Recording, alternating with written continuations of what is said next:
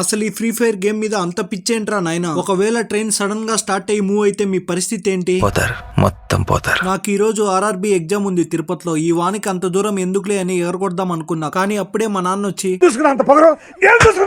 ఆ దెబ్బతో తిరుపతి ట్రైన్ ఎక్కి ఎగ్జామ్ రాయను వెళ్ళిపోయా. అసలు నాకున్న దరిద్రానికి ఎగ్జామ్ రాస్తుంటే సడన్ గా కంప్యూటర్ ఆగిపోయింది. ఇక ఏం చేయాలో తెలియక ఇన్విజిలేటర్ కి చెప్తే అతను వేరే సార్ వాళ్ళని పిలుచుకోవచ్చి ఆన్ చెప్పించాడు. ఇంకా ఎగ్జామ్ కంప్లీట్ చేసుకుని బయటికి వచ్చి పానీపూరి తిని కరెక్ట్ గా 7:30కి ట్రైన్ ఉంది, ఇక్కడ టైం లేదని ఫాస్ట్ గా రైల్వే స్టేషన్ కి వచ్చి ట్రైన్ ఎక్కి సంతోషపడ్డా.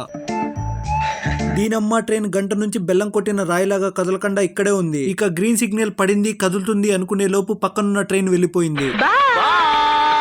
ఎట్టకేలకి గంటన్నర తర్వాత అయితే కదిలింది ట్రైన్. ట్రైన్ లో మా ఫ్రెండ్ కనిపించాడు. బ్రో గురించి చాలా మందికి తెలిసే ఉంటుంది, ఫార్మింగ్ గురించి వీడియోస్ చేస్తుంటాడు. డిస్క్రిప్షన్ లో బ్రో ఛానల్ లింక్ ని మెన్షన్ చేసా, వెళ్ళి చూసేయండి.